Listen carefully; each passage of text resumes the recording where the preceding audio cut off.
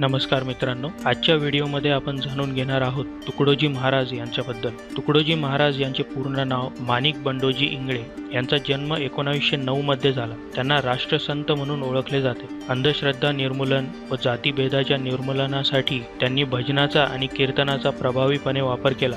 आत्मसंयमनाचे विचार त्यांनी ग्रामगीता या काव्यातून मांडले। त्यांनी मराठी व हिंदी भाषांमध्ये काव्यरचना केली आहे। तुकडोजी महाराजांनी इसवी सन 1935 मध्ये मोजरी येथे गुरुकुंज आश्रमाची स्थापना केली। खंजिरी भजन हा प्रकार त्यांच्या प्रबोधनाचे वैशिष्ट्य होते। तुकडोजी महाराज हे आधुनिक काळातील महान संत होते। आकडोजी महाराज हे त्यांचे गुरु। त्यांनी त्यांचे मूळचे माणिक हे नाव त्यांचे गुरु आकडोजी महाराज यांनी बदलून तुकडोजी असे केले। विदर्भात त्यांचा विशेष संचार असला तरी महाराष्ट्रभरच नव्हे तर देशभर हिंडून ते आध्यात्मिक, सामाजिक व राष्ट्रीय एकात्मतेचे प्रबोधन करीत होते। एवढेच नव्हे तर जपान सारख्या देशात जाऊन त्यांनी सर्वांना विश्वबंधुत्वाचा संदेश दिला। इसवी सन 1942च्या भारत छोडो आंदोलनाच्या दरम्यान काही काळ त्यांना अटक झाली होती। आते हे नाथ हमारे ह्या त्यांनी रचलेल्या पद्या काळात स्वातंत्र्य लढ्यासाठी स्फूर्तिगान ठरले होते। भारत हा खेड्यांचा देश आहे हे लक्षात घेऊन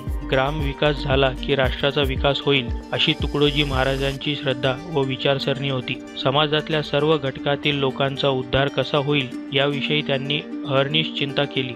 ग्रामोन्नती व ग्राम कल्याण हा त्यांच्या विचारसरणीचा जणू केंद्रबिंदूच होता। भारतातील खेड्यांच्या स्थितीची त्यांना पूर्णपणे कल्पना होती। त्यामुळे त्यांनी ग्रामविकासाच्या विविध समस्यांचा मूलभूत स्वरूपी विचार केला व त्या समस्या कशा सोडवाव्यात याविषयी उपाययोजनाही सुचविली। या उपाययोजना त्यांच्या काळाला तर उपकारक ठरल्याच पण त्यानंतरच्या काळालाही उचित ठरल्या। अमरावती जवळ मोजरीच्या गुरुकुंज आश्रमाची स्थापना हे तुकडोजींच्या आयुष्यातील जसे लक्षणीय कार्य आहे त्याचप्रमाणे ग्रामगीतेचे लेखनही त्यांच्या जीवन कार्यातील अत्यंत महत्त्वाचा टप्पा आहे।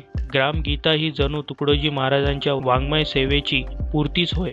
स्वतःला ते तुकड्या दास म्हणत, कारण भजन म्हणताना ते जी भिक्षा घेत त्यावरच आपण बालपणी जीवन कंठिले याची त्यांना जाणीव होती। सर्व धर्म समभाव हेही या राष्ट्रसंताच्या विचार विश्वाचे एक वैशिष्ट्य होते। त्यासाठी तुकडोजी महाराजांनी सामुदायिक सर्वधर्मीय प्रार्थनेचा आग्रहपूर्वक पुरस्कार केला।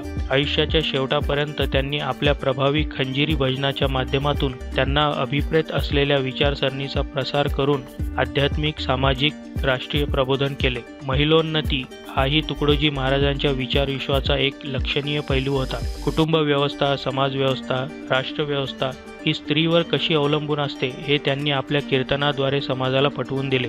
त्यामुळे स्त्रीला अज्ञात व दास्यात ठेवणे कसे अन्यायकारक आहे हे त्यांनी अत्यंत प्रभावीपणे पटवून दिले।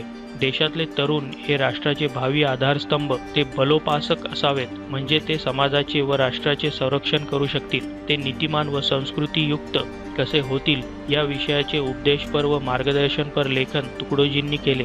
या राष्ट्रसंताने आपल्या लेखनातून व्यसनाधीनतेचा तीव्र निषेध केला।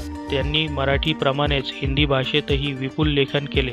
आजही त्यांचे हे साहित्य आपल्याला मार्गदर्शन करीत आहे। यावरून त्यांच्या साहित्यात अक्षर वाङ्मयाची मूल्ये किती दडली आहेत याची सहज कल्पना येईल। राष्ट्रपती भवनात झालेले त्यांचे खंजिरी भजन ऐकून राष्ट्रपती राजेंद्र प्रसाद यांनी तुकडोजी महाराजांना राष्ट्रसंत म्हणून संबोधित केले होते।